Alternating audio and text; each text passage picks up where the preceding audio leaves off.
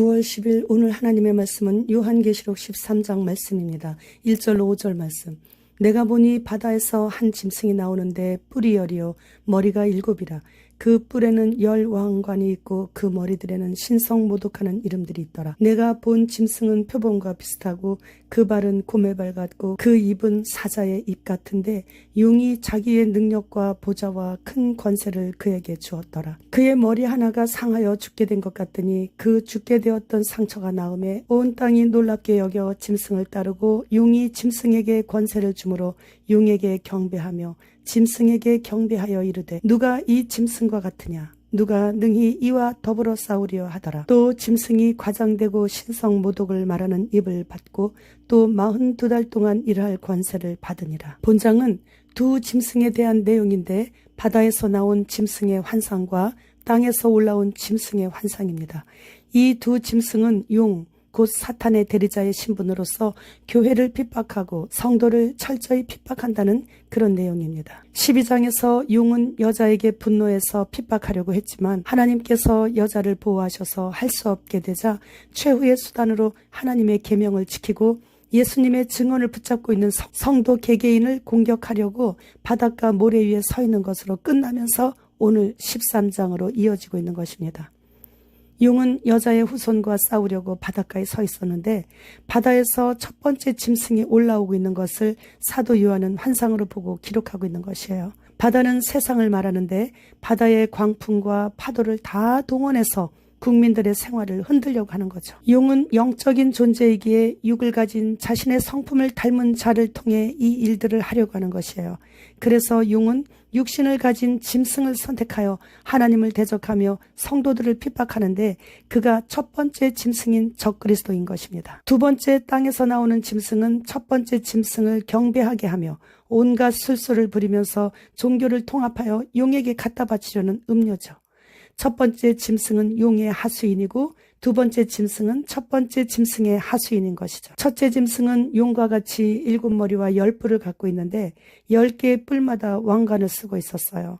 7개의 머리마다 하나님을 모독하는 이름들이 붙어 있었고 7이라는 숫자는 완전수 또는 충만한 만수를 뜻하는 것이기에 세상의 많은 나라들과 그 세력들을 의미한다고 봅니다. 짐승의 뿔에는 각기 왕관이 있었는데 이 왕관은 경기 우승자가 쓰는 그런 관이 아니라 왕이 쓰는 관인데 이것은 이 짐승이 통치하고 지배하는 경제권을 가진 존재임을 나타내고 있는 거예요. 또 머리마다 하나님을 모독하는 이름들이 있는데 이 뜻은 이 짐승의 영적인 성격이 하나님을 모독하고 반역하는 사탄과 닮았음을 알 수 있는 거죠. 유럽의 패션쇼에 남자가 란제리를 착용하고 나오더니 모든 모델들이 란제리만 걸치고 워킹을 하는데 예수님이 비참한 모습의 천주교의 그 십자가를 아래 중요한 부위에 걸치고 가리고 가슴 부위에도 십자가를 새겨놓고 몸의 일부분에 걸쳐진 천조각에는 I love Jesus라고 성적으로 예수님을 농락하는 글을 새기고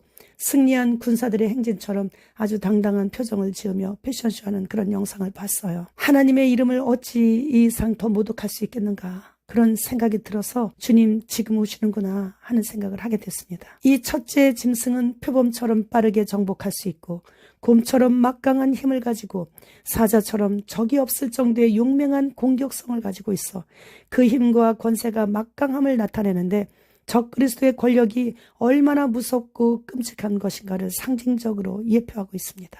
하늘에서 버린 미가엘과의 싸움에서 패하여 하늘에서 쫓겨난 용은 마지막 심판 때에 완전히 멸망을 당하게 되어 땅으로 쫓겨내려온 그 자신의 때가 얼마 남지 않았음을 알고 최후 발악을 하면서 자신이 일시적으로 가지고 있었던 능력과 권능과 왕좌와 권한을 짐승에게 주는 거예요.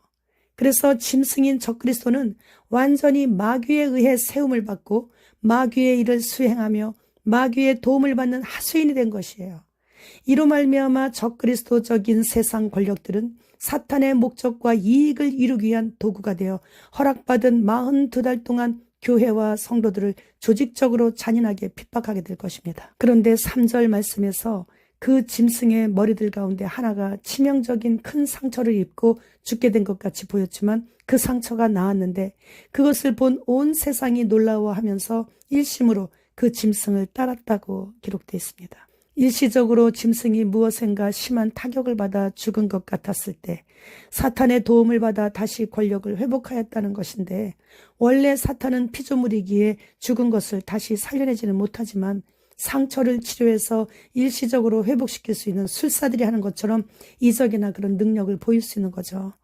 이러한 초자연적 능력과 막강한 힘을 바라보면서 세상은 놀라워했고, 하나님 없이 우상의 힘이나 자신의 힘만을 믿고 살아가던 자들의 심리는 영적으로는 맹인이기에 오직 육신을 위한 힘의 논리에 의해서 크게 좌우되기 때문에 그 짐승을 따라갈 수밖에 없는 것이에요. 따라서 그 짐승은 초자연적인 능력 때문에 그 힘의 근원인 사탄과 함께 경배의 대상이 되는 거죠.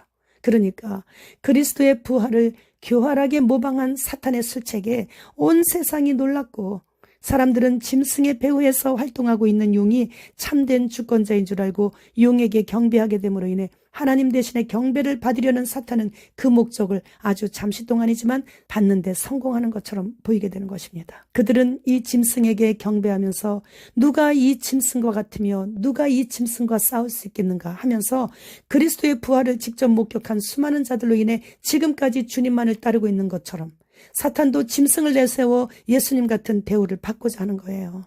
언제나 예수님을 따라하려고 해요.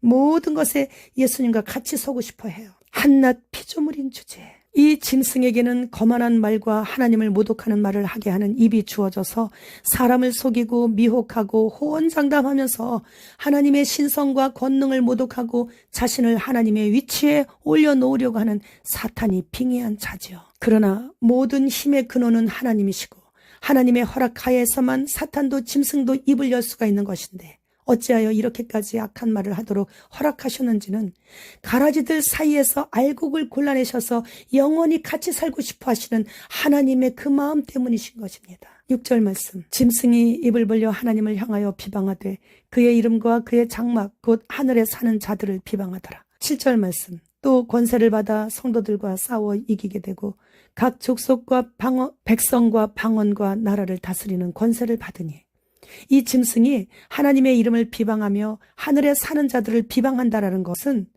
땅에서 대환란이 진행될 때 이미 하늘에 사는 자들이 있다라는 얘기예요. 이들은 대환란을 거치지 않고 도적같이 오시는 주님을 기다리기 위해 부지런히 기름을 준비했던 휴거된 자들이죠. 그리고 그 짐승이 성도들과 싸워 이기는 이때는 후 3년 반인 대환란이기에 휴거된 자들이 하늘에서 주님과 함께 있을 때예요.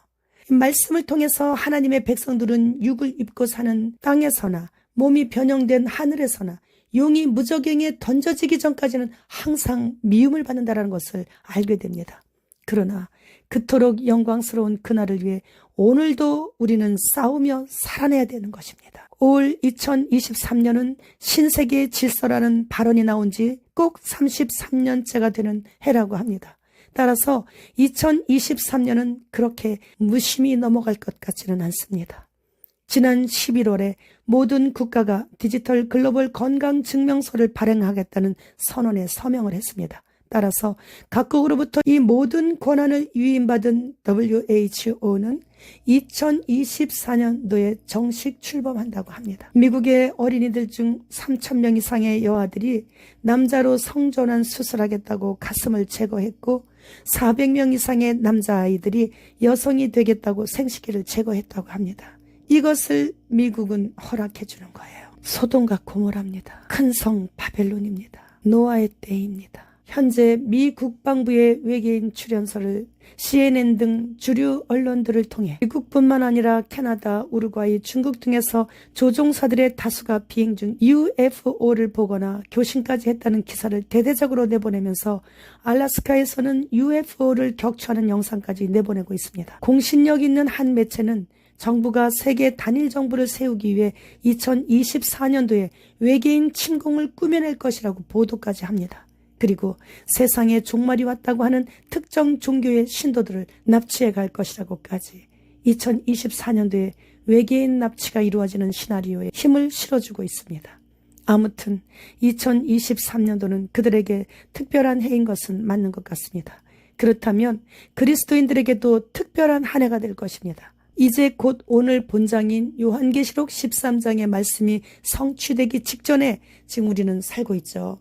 그리스도의 신부들이 휴거되면서 외계인 침공의 사기쇼가 벌어지고 대중들의 두려움이 극에 달하 있는 그때에 신세계 정부가 세워지고 대중들은 그들에게 이 공포스러운 위기의 두려움에서 우리를 지켜달라고 안전을 위해 자신들의 인권을 스스로 포기하게 되면서 짐승과 같은 짐승이 되게 되는 것입니다.